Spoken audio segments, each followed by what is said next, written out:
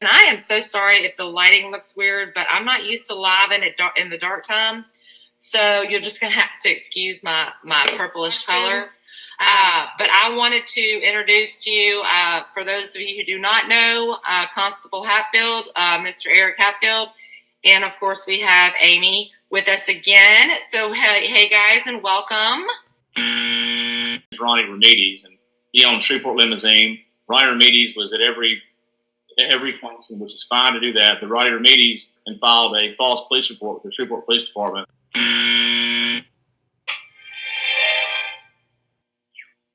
Officer and stated in the report that he and I had been to an El Chico restaurant and basically chased him and his wife and threatened to do bodily harm. Well, that went to court as well, and he had it to where it went on the news, and so it came out that the other constable he identified had never even been to that El Chico's in his entire life. And at the times that myself and Amy and my family were there, we had a 2-year-old with us. Amy was actually 8 months pregnant when he claims that all this transpired. Luckily, it didn't even finish the second day in court, where Remedies purged himself and was caught lying in court.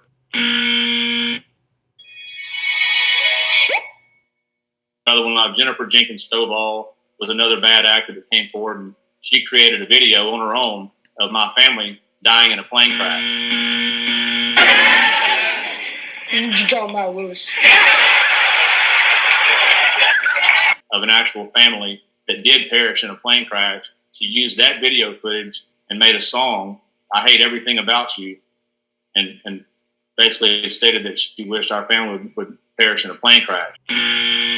So just many people came along like that, but Danny Lawler was one of the ones that was basically their ringleader, if I guess that's safe to say, and he's the one that hasn't stopped. So after the campaign, Remedies kind of lingered on, and Marks has come and gone, but Danny Lawler has made it his mission to come after our family, and that's what leads us to where we're at now. And you never drop the con. You never break. Die with the lie. That I've kind of, not really been through it with you guys, but I mean, I've heard about it, since, you and I are family. It's been hell for you both. And I hate that this has happened, but I am very glad that we're able to come to this platform and kind of, so now you guys can tell your side of what's really going on, the truth of what's really happening. Because when you hear all these different threads going on, and then you hear, on the Lawler page one thing, and then on the Hatfield page another thing, and on Amy's page, another thing. People aren't getting the whole real deal, right? And so I wanted to make sure that you guys, coming from the background where it started, it stemmed from you're running for sheriff against Steve Prater. And I think we've addressed that in the past, that yes, you're going to have some dirt dug up. But geez, 4 years later. So what's transpired since did it ever calm down for you guys? Not really. So first, I did reach out to Danny Lawler maybe a year ago through a journalist, a disinterested third party or an interested third party, and I said, "Listen, my family just wants to be left alone. I mean, if he was pulling a billboard around that had my face on it and said I was a disgrace. He had billboards that were about 16 foot long. He still has them. And so I just asked, listen, I have children. You can come after me all you want, but leave my family out of it." And it might have slowed down for a little bit. And so first I want to say that we're not here to bash or bully anyone, because that kind of goes against the platform that we've been on the entire time. No one deserves that. So, and we don't like to read these kind of posts or see them in our feed any more than we like to post them.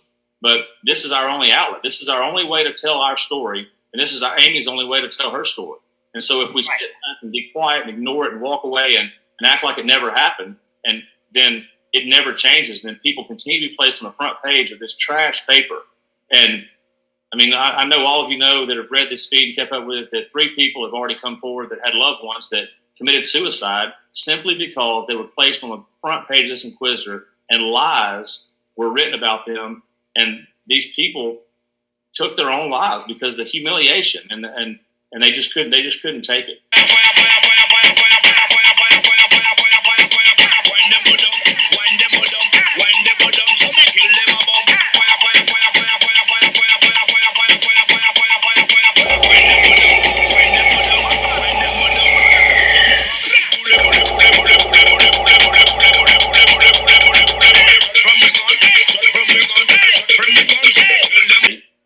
is Amy and I were eating with our 1-year-old and our 4-year-old at La Frechetta restaurant on North Market, which is used to be the Rotolo's restaurant up until maybe a few months ago.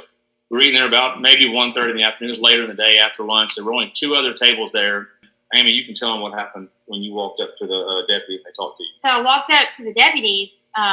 There were 3 of them in there, and Elizabeth Morris was sitting at the bar, and then she moved over to the window, and there I saw when she had got Who's Elizabeth Morris? Elizabeth Morris. She posted her name as the writer for the past article that I was in the Inquisitor for 2 weeks ago. So she's a writer or whatever. But anyway, she's an employee of the Inquisitor.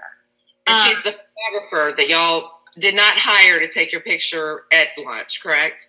Oh, no. No, and she's not to interrupt Amy. She's also the one that lied in the article and stated that I sold an airplane hangar. Our house went in foreclosure, and so obviously there was a retraction later stating that those things were in fact false.